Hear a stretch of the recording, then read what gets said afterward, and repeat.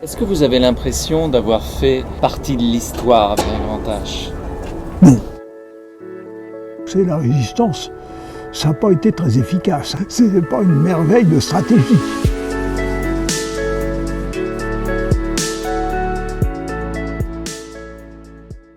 J'avais parlé de la résistance dans ma boîte.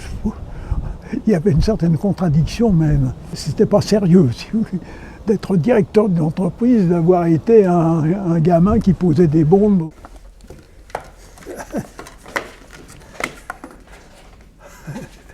Il y a la Légion d'honneur, la Croix de guerre, la médaille de résistance.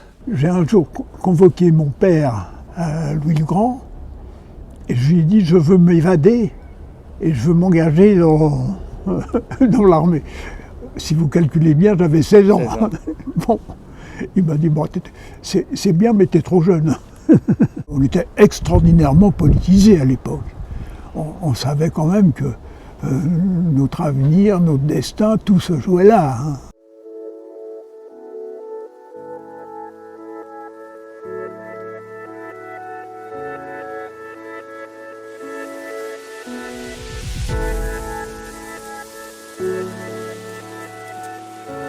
J'ai adhéré, sans y connaître rien, aux jeunesses communistes. Je ne suis pas resté très longtemps parce que je ne les trouvais pas efficaces. On allait lire les grands textes communistes dans la forêt. J'ai trouvé que comme résistance, c'était pas ce qu'il fallait. Donc, ce que j'ai fait très vite, c'est des liaisons. J'allais en vélo à Lyon, porter des plis. Vous aviez de bonnes jambes. Ah ben non, mais... Lyon-Grenoble Lyon-Grenoble, ça fait 100 km, quoi. Ouais, à l'époque. J'avais 16 ans, 17 ans, j'étais costaud. Mais vous étiez encore en classe. Ah ben j'étais en taupe, toujours. Ouais, ça, c'est un récit sur la résistance.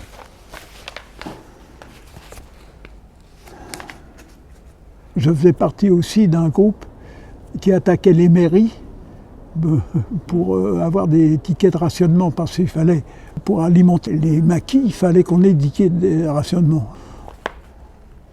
Pour entrer dans les mairies, on entrait habillé en agent de police. Et quand on était à l'intérieur, on les neutralisait. On prenait les tickets, et puis, vous savez, les gens, quand c'était comme ça, ils ne réagissaient pas beaucoup. Hein. Ils disaient, mais oui, prenez tout ce que vous voulez, et plus encore, si vous voulez.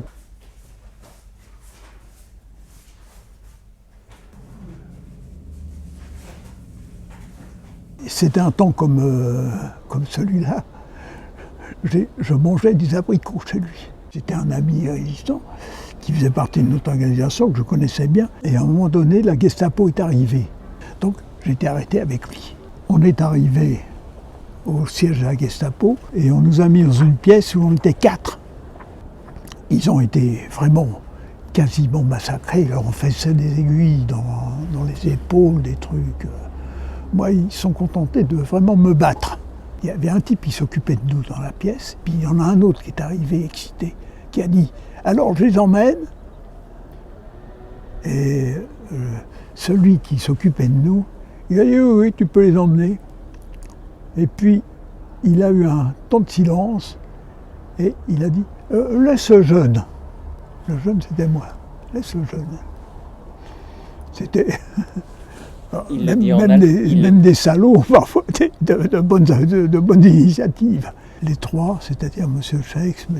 Vuillet et M. Faure, ont été massacrés quelques minutes ou quelques heures après dans la cour du lycée. C'est un miracle que j'ai échappé à ça. Et vous n'avez pas de regrets sur ces 2 années-là?